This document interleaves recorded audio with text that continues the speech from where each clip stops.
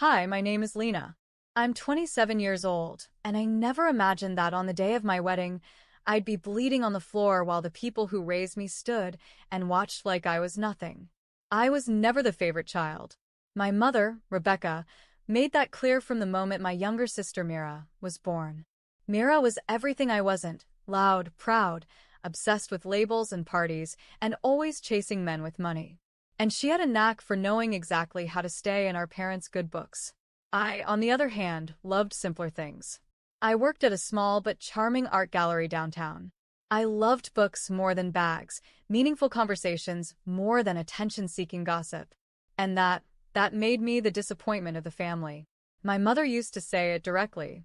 You'll end up alone in some dusty studio with paint under your nails while your sister will be sipping champagne on a yacht. And I believed her for a while. Until I met Stephen.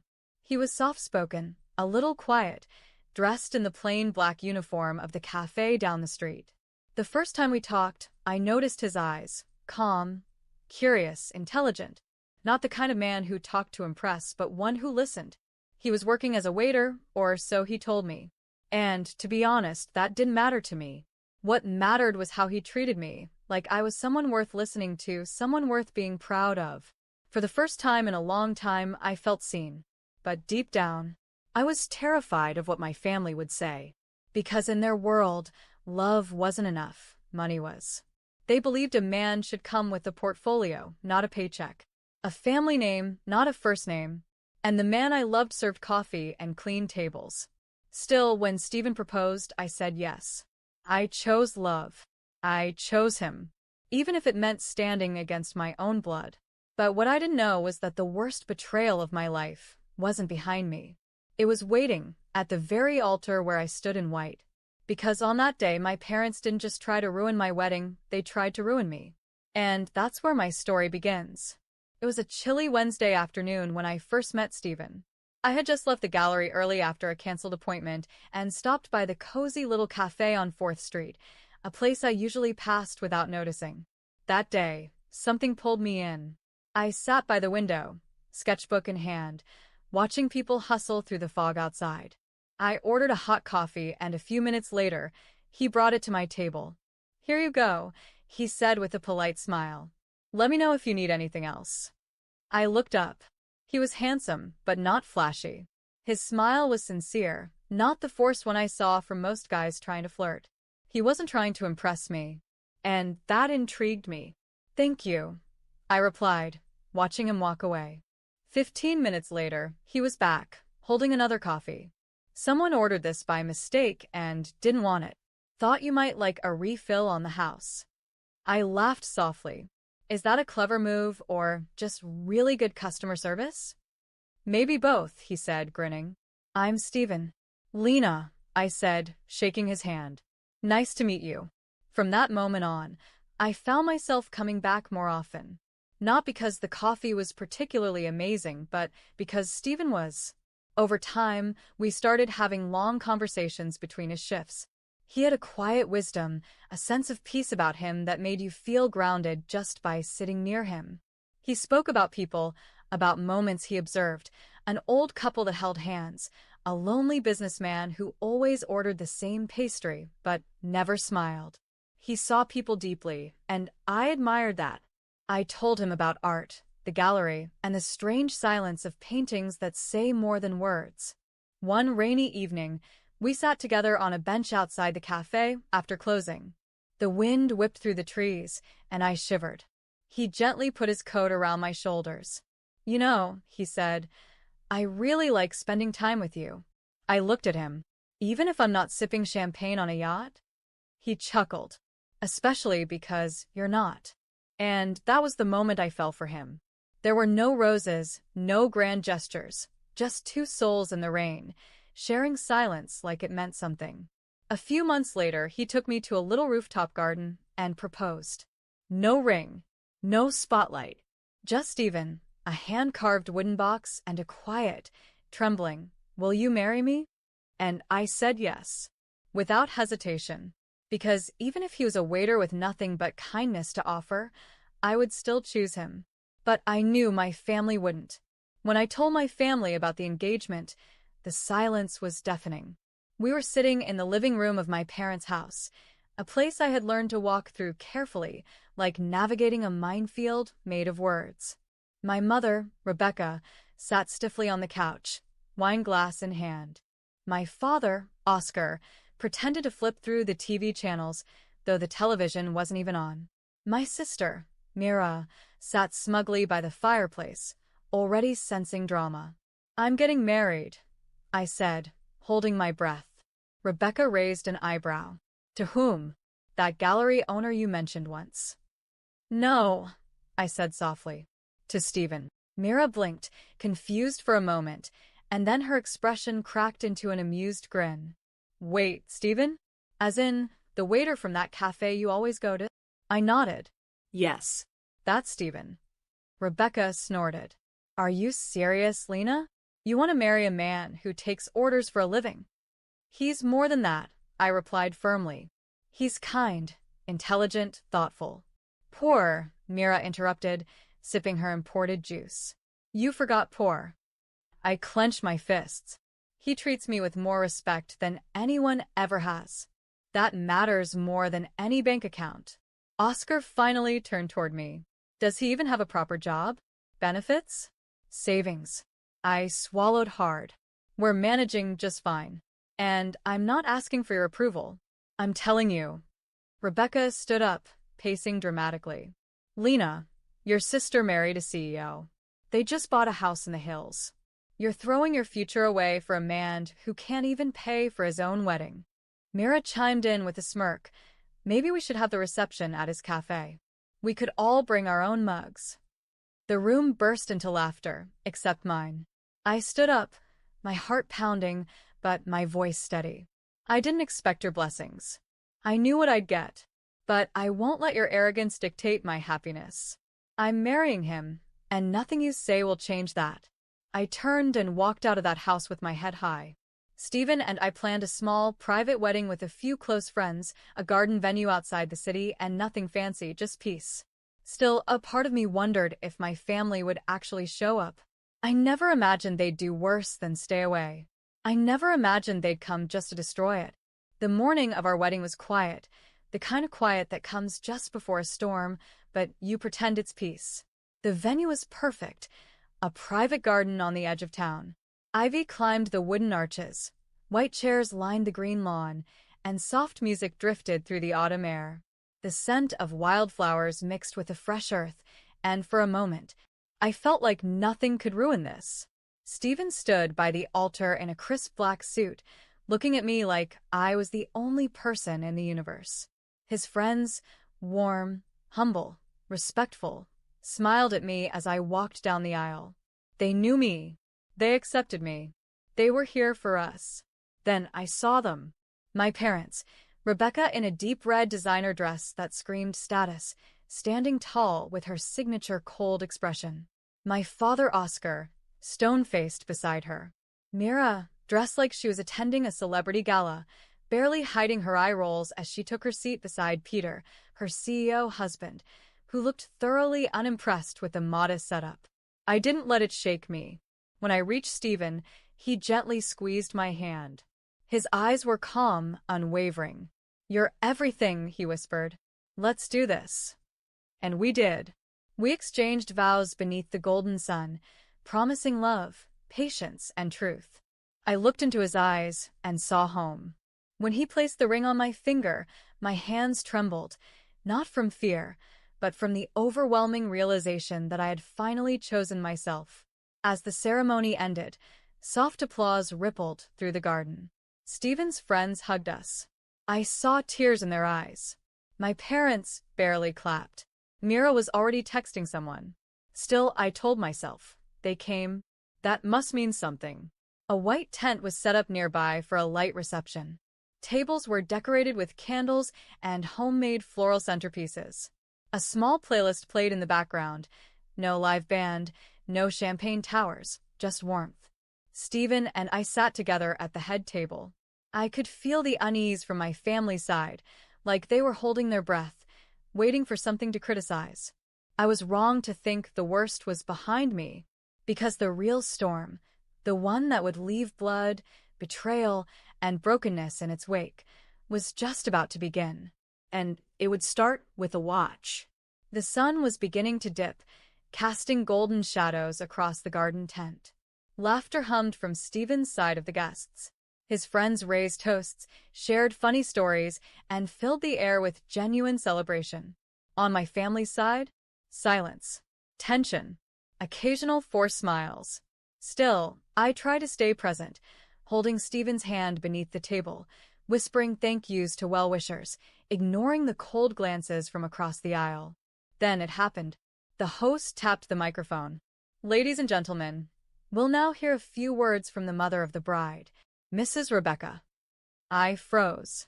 Stephen gently squeezed my hand, as if asking, "Are you ready for this?" I nodded, unsure. Rebecca rose with her wine glass and slow steps. Her heels echoed on the wooden floor. She reached the mic, brushed her perfectly styled hair back, and smiled stiffly. "Today," she began, "my daughter Lena begins a new chapter. She's always been different, sensitive, artistic." Her tone shifted. She never cared much for appearances or ambition. While her sister Mira followed a practical path, a real career, a real man, Lena chose to follow her heart. There was a sharpness in her voice now. "I won't pretend this wedding was what I envisioned. But," she glanced toward Stephen, "love comes in all forms, even in cafes and under aprons." Guests shifted in their seats. Then she raised her glass and smiled wide. "To Lena and her waiter husband." The silence that followed was brutal. Before I could react, Mira added, "Let's just hope he serves more loyalty than lattes." A few of Myra's friends chuckled. My breath caught in my throat. But Rebecca wasn't done. She turned toward Peter, Myra's husband, and gasped, "Peter, where's your watch?" Peter looked down at his wrist. "My Rolex that's gone." "Gone," Rebecca repeated dramatically. "It was right there before dinner." My heart dropped. She turned slowly to the crowd. "That watch is worth $12,000. I hope someone didn't get too excited about joining the family and take something that didn't belong to them." Then she looked directly at Stephen. Stephen blinked. Calmly. No expression. "That's enough," I said, standing up. Rebecca raised a hand. "No. "This is serious. I saw him near Peter's table earlier. Didn't you, Mira?" Mira played along smoothly. Yeah." "He was getting drinks." "That's his job, isn't it?" Rebecca said sweetly. "Oh, wait, that's not even his job anymore. Now he's family." Guests started murmuring. Some looked at Stephen. Some looked at me. All eyes felt like knives. "I can't believe this," I said, my voice shaking. "You planned this." Oscar stood now too, his jaw clenched.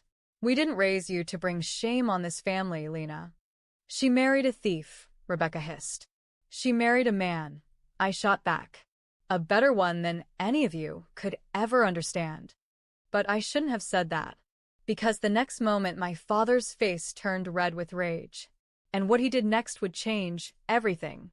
The entire garden fell into stunned silence. The kind of silence that feels thick in your throat, the kind that presses against your chest like a warning. My father Oscar took a slow, threatening step forward. "You've humiliated us enough," he said through gritted teeth, his voice low and trembling with rage. "You brought shame to this family, and now you dare talk back?" Stephen stood beside me, protective but calm, reaching for my hand again. But Oscar wasn't looking at Stephen. He was looking at me. And then he moved. Just behind our table, leaning against a wooden post, was a baseball bat. One of the kids had left it there earlier in the day while playing near the reception lawn. At the time, it seemed innocent, harmless. Oscar picked it up with shaking hands. My heart stopped. "Dad, no." But before I could take another breath, before anyone could step in, he swung it. The bat came down with terrifying force and struck me hard on the side of my head. Pain. Instant, hot, white pain exploded across my skull. The world spun, blurred. I felt myself falling. The sound of gasps, screams, the shattering of a wine glass somewhere. All of it became a distant echo. I hit the ground. My knees folded. Blood poured down my temple. I couldn't feel my arm. My ears rang. Everything moved in slow motion after that. I heard Stephen's voice, but it felt far away. He was shouting, furious, shaking. "Are you out of your mind? She's bleeding. You hit your own daughter." I blinked, struggling to stay conscious. My vision was swimming. I saw guests frozen, some running, some crying. I saw Mira with her hand over her mouth, half shocked, half silent. But most of all, I saw Stephen kneeling beside me, holding me, his face pale with fear and fury. He turned his head and bellowed toward the crowd. "Call 911. Now. Then he pulled out his own phone. "You want to talk about theft? Lies? You want to accuse me? Fine. Let's talk. But first, let's get my wife to a hospital. And then, I'll show you who I really am." As I drifted toward unconsciousness, I heard the distant sound of sirens in the wind. I don't remember much of the ride, only the cold of the grass against my cheek, the pressure of a towel on my head, Stephen's arms never letting go. When I blinked awake again, the flashing lights had arrived. 2 police cruisers pulled up just outside the garden gate, followed by an ambulance. Uniformed officers and paramedics hurried toward us. Stephen stood tall now, one hand bloodied from holding the compress to my head, the other pointing toward my parents. "She was assaulted by her own father," he said coldly. "In front of witnesses. In front of everyone." Officer Randy, a broad-shouldered man with a calm voice, stepped between them. "Who struck the bride?" Oscar said nothing. Rebecca tried to intercept. "It was an accident," she said, stepping forward. She was being emotional. She was standing still. Stephen cut in. He picked up a baseball bat. He swung it. "I have it all on video. One of our friends was recording her thank you speech." Randy turned toward Oscar. "Sir, I need you to step aside." Then Stephen did something that silenced the rest of the garden. He walked to the front of the tent, where Rebecca, Mira, and Peter stood frozen. He picked up the microphone, the same one my mother had used earlier to belittle me.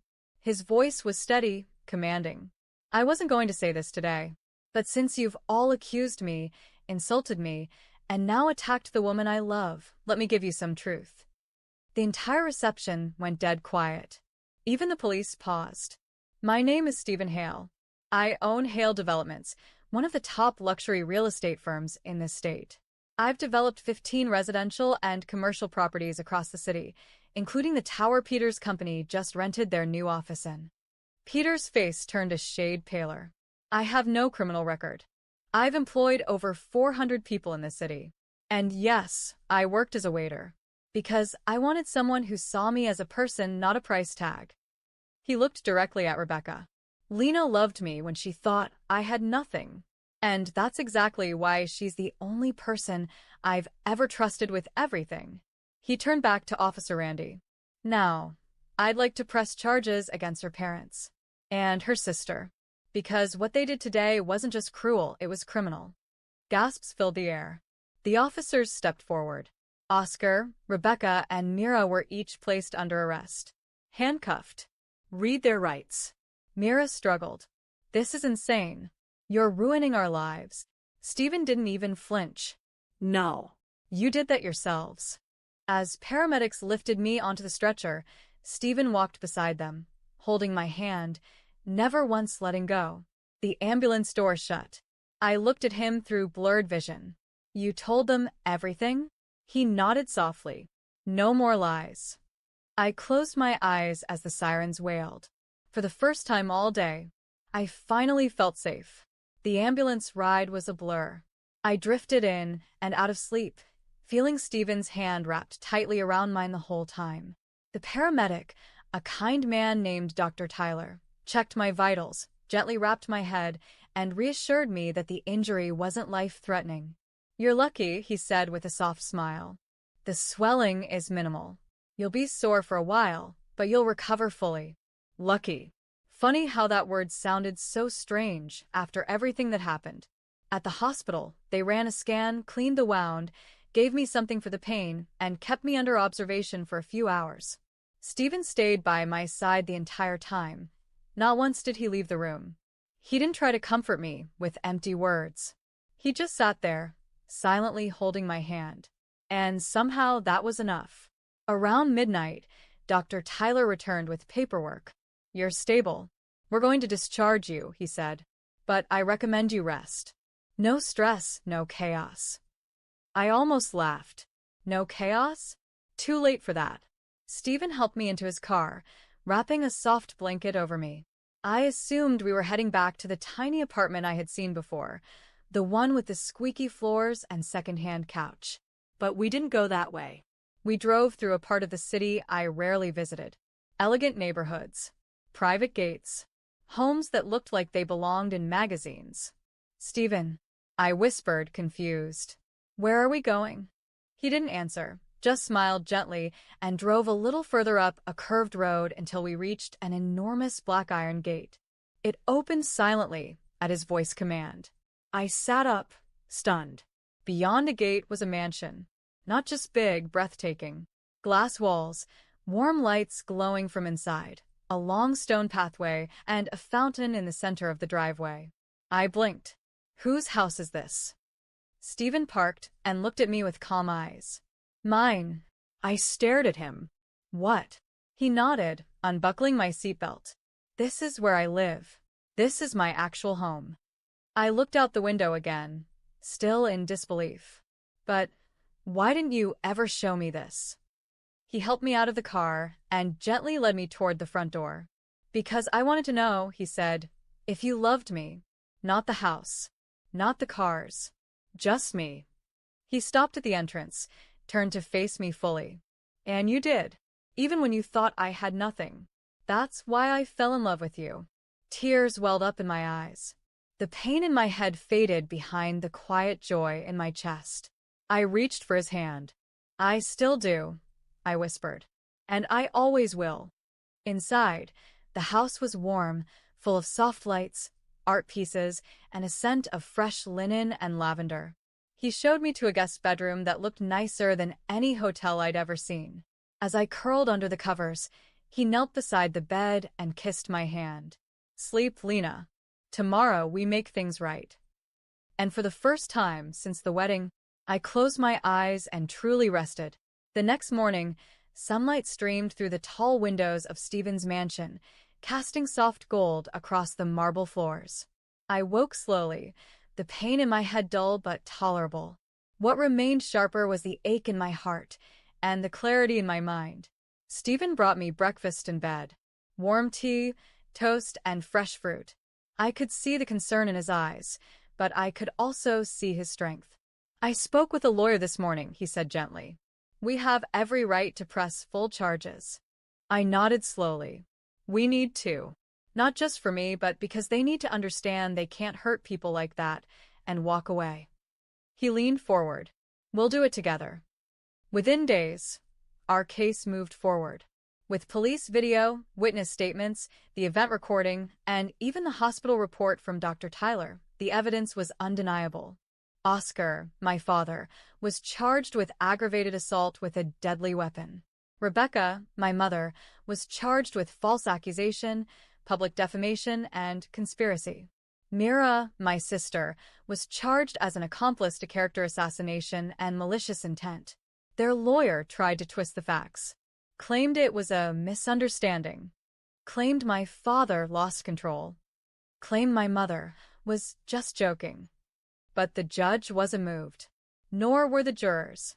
When the footage was played, the swing of the baseball bat, my collapse, the panic that followed, the courtroom fell completely still.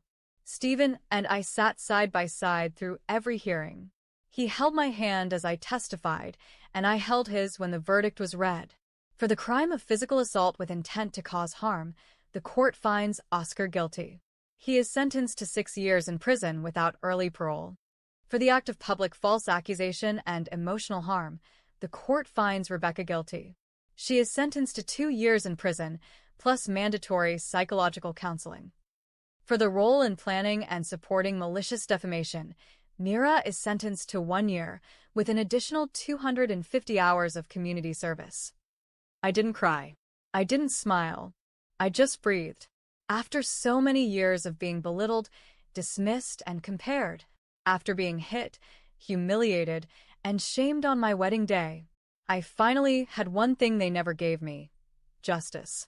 Outside the courthouse, reporters waited. Questions swirled. We said nothing. Stephen wrapped his arm around my shoulders and whispered, "Now we close this chapter." I looked up at him. "What now?" I asked softly. He smiled. "Now we live." A week after the final court hearing, Stephen took me to the balcony of our bedroom, overlooking the private garden behind his estate. The air was fresh, the sky open. Everything felt lighter, like the past had been washed away and replaced with peace. "I booked something," he said one morning, holding 2 passports and a folded itinerary. I raised an eyebrow. "Something?"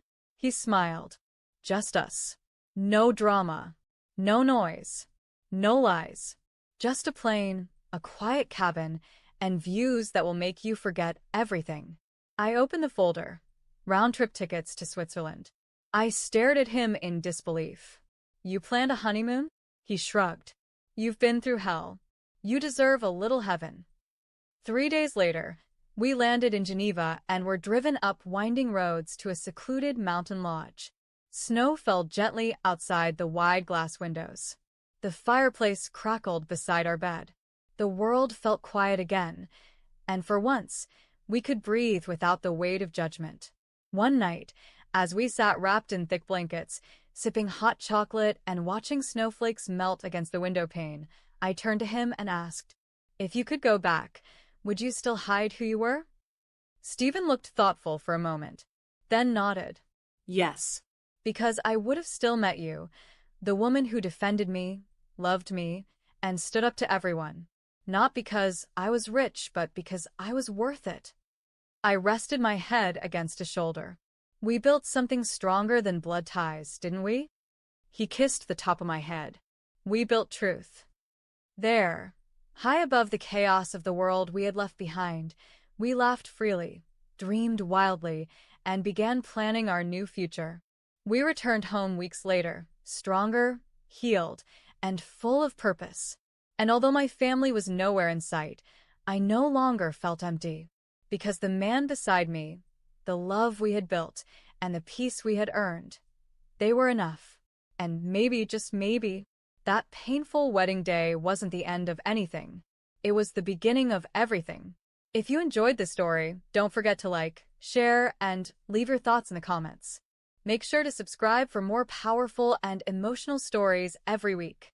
Thank you for watching, and we'll see you in the next one.